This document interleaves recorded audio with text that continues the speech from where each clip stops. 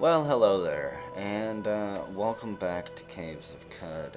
It's been a few years since I've last played, and I am definitely not better than I was before.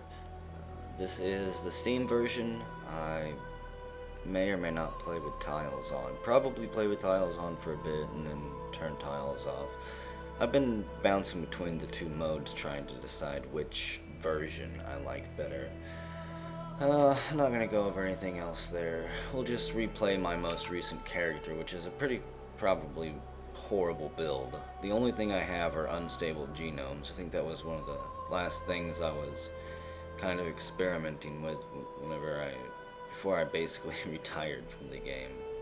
Um, you have to get incredibly lucky with this build. My stats are kind of balanced, but not really. We are a mutated human and a watervine farmer. We have a very big historic history in front of us with this build, I'm sure. We're going to make it as far as anyone's ever made it. And let's see, on the 20th of Ulu Ut, you arrive at the oasis hamlet of Joppa, along the far rim of Mograyi, the Great Salt Desert. All around you, moisture farmers tend to groves of iridian watervine. There are huts wrought from rock salt and brine stock. On the horizon, Cud's jungles strangle chrome steeples and rusted archways to the earth. Further and beyond, the fabled spindle rises above the fray and pierces the cloud-ribboned sky. And that's your intro to Joppa here. There's a couple people in town we can talk to. Let's see. We start with a lit torch. I'm just gonna remove. I have a tunic on and an iron vine reaper in my hand. The first thing I'm gonna do is steal everything from the town. Why? Because I can. Two, because sometimes they have useful items. Apparently not this time. This character is going to die fairly quickly. Now, this character build, from my experience so far, depends entirely on luck in the starting town here. If you can get 2 weird artifacts and then level up before you even leave town, you have a pretty good chance of actually maybe getting, that's annoying, getting a good mutation to work with. I'm gonna have to remap that. I can't be taking a screenshot every time I want to harvest something. Holy crap. I think this guy will give us the quest. I am in search of work. Some critters are eating our water vine. Farouk claims he saw one slinking around a vine patch. Ugly little thing, he says. Pale white, 8 legs, and ear-splitting whine. I noticed a bit of red dirt in the water vine pool. The same we find in the soil at a nearby cave to the north we call Red Rock. Travel to Red Rock and kill as many of these critters as you can. Bring back the corpse of one as well. Elder Iridad will reward your efforts. Sure. We'll accept. Does this guy have anything to trade for? Vine wafers. Wow, a bunch of them. He only wants 5 drams for it. I've got more than enough pocket drams, I guess you could say, but I'll just have to pay for it. And pony up 6 drams. 6 drams? That's a jerk. A con artist. Rip-off artist. Before we leave town here, though, probably pick up a couple of these quests. Yes, I'm not gonna read all these quests. I've done it before. Go to the north, or wherever, and pick up some knickknacks. And don't you have one? No, you don't have a quest.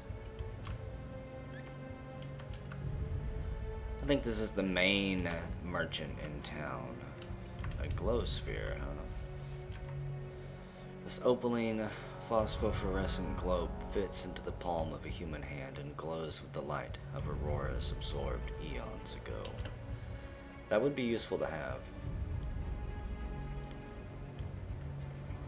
I don't really want to give up anything for it. I would pay for a musket.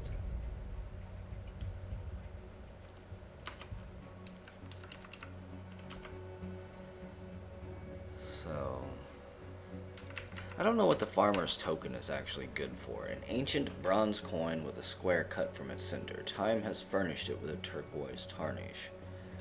I'm pretty sure it's just made to be traded away, so let's kind of gear up here. I can buy a musket. A desert rifle would give me one more penetration, but isn't exactly necessary at this point. I'm only going to have 24 lead slugs for it.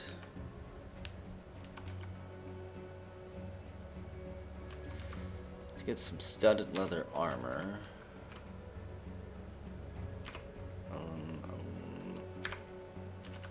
A steel helmet. I'm gonna die and lose all this stuff as soon as I step out of town anyways. I guess I'm just trying to be as prepared as I possibly can. And it's tempting to take a glow sphere, but the fact is, torches don't really run out that quick.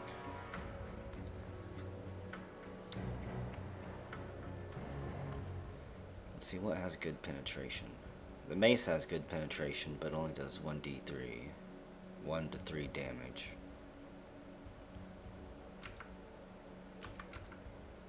Bronze two-handed sword does 1 to 8 damage, but that costs a ton. I'd have to pony up a little bit of drams for it. And I couldn't have a shield, but that's fine. We'll offer. We paid 12 drams. But the fact is, we've got much better armor now. I don't think I have anything for any of these. We'll replace this, the two-handed sword, and we've got our musket. I don't think I have. Oh, I do have leather boots. Okay. And I think there's some type of torch you can get that floats nearby. I don't know. Floating glow sphere or something useful like that. Anyways, let's go ahead and get out of here. We're gonna head to the north to Red Rock.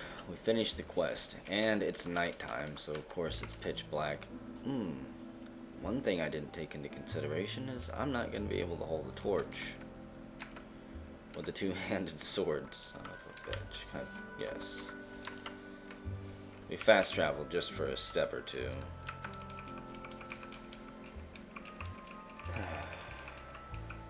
However, another thing that just kind of hit my clearly enlightened brain is it is going to be pitch black down here. So, in the sake of getting things done, I guess we'll go back to the Vine Reaper. That thing was a complete waste. And there's a snapjaw here. I'm gonna just leave.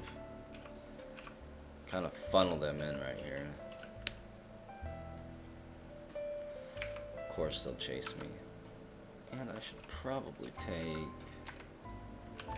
just about all of this. I'll let it do auto equip. I think I just tripped over a snapjaw. There it is. Holy crap. Snapjaw scavenger. We reload and fire. Fire again. I think I missed both times. Anyways, I'm about ready to die. I'm bleeding out. My sprint is just about done with. In fact, I'm pretty sure it is done. And the bad thing is, as soon as I enter this next screen here, I'm gonna be swarmed by something horrible. I can sense it. There's another snapjaw up there. And more snapjaws from the southwest. Holy crap. That guy has a bow. Okay. 42 more turns till I can sprint. One of the keys to survival is knowing when to run. And this is definitely one of those times. I missed all of my shots. I'm obviously not good with a ranged weapon at all. There's no way I lost him. There's seed spitting vine plants all over the place here. Okay. There they are. What is that? A horned chameleon. Okay, I'm gonna be able to sprint here in a second, but maybe if I can pull these down here, those seed-spitting plants won't entirely focus on me. Reload, hit the salamander in the head, splattering its brains all over the place. However, this is bad. Pinned in the crossfire. An army of salamanders and pretty pissed off looking Snapjaw coming right at me. What is that? A salt hopper, no. I will take my luck elsewhere. I really hope that salt hopper doesn't chase me. There is absolutely no way I can take on a salt hopper. All these other things I can kind of dance around. Get away from. An Equimax. They're pretty friendly. Oh, a boar. Please don't kill me, boar. I have a feeling you might. No. However, I will get his body there, and I think we're gonna eat it. It's tough but filling. And we have apparently finished the step, find the critters. What's eating the watervine? We level up. We can unlock a mutation. We have heightened speed, spinnerets, and temporal fugue. I don't know how much of a boost heightened speed would give us. Spinnerets, I think that would allow us to shoot web. I'm not entirely sure. I have no idea what temporal fugue means. Maybe it is the one that allows you to create like mirror images of yourself for distraction. I don't know, but anything that deals with time and paradoxes or whatever we're gonna take. So we have gained an ability. We have gained the activated ability. Okay. Level 2, get some points. There's a lot of shit happening down there to the southeast. It's a mental mutation. Let's go ahead and map it to delete. And I'm curious what it does. We quickly pass back and forth through time, creating multiple copies of yourself. Okay. This mutation's effective level is increased by 2 due to our high ego, and we may not advance it yet. That's fine. I have 1 mutation point, no attribute points, 74 skill points that I'm not even going to bother to spend until I hit like level 3. What is going on down there? It's a virtuoso Gershling Weaver. Black ooze drips from its fangs to its pallid leg things. It shudders in primordial ecstasy and lets out a shrill whine that pierces your skull. You can tell who loves them and hates them down there. It's equipped with a nano-weave vest and a scarlet shawl. And there's a lot of them down there. If they're flashing multiple rainbow colors like that, it's a bad thing. It means they're like a champion version of whatever they are. So, for the sake of staying alive again, let's just run and hope that they don't chase me. Problem is, I really do need one of their corpses. Otherwise, I actually have to go down into the cave, which I'd rather not do. And yes, I don't know if that clicking annoys you guys, but it annoys me. I just wanted to say, if you wear headphones, I feel your pain. Probably in a couple months I'm going to get a quieter one. This one was fun while it lasted, but even I have my limits. And that is why you always reload. Regardless, we murder the Snapjaw. Drops a hand axe, which will pretty much just be useful for trade. What are you? A Snapjaw Brute. I don't like these guys, by the way. So let's test out that little thing right there. Temporal fugue. Is my clone just gonna stand over there and like shoot ranged weapons? That was not supposed to happen. Took way too much damage. How am I gonna get around? What the hell are you?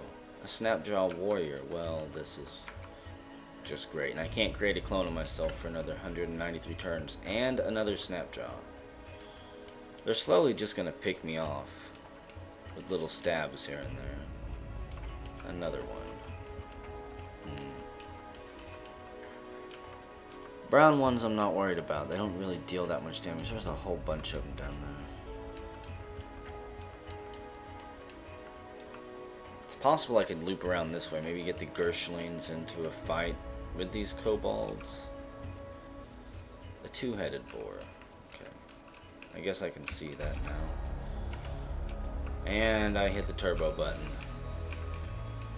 Pumping my little legs as fast and as hard as they could possibly carry me. Please don't be a dead end.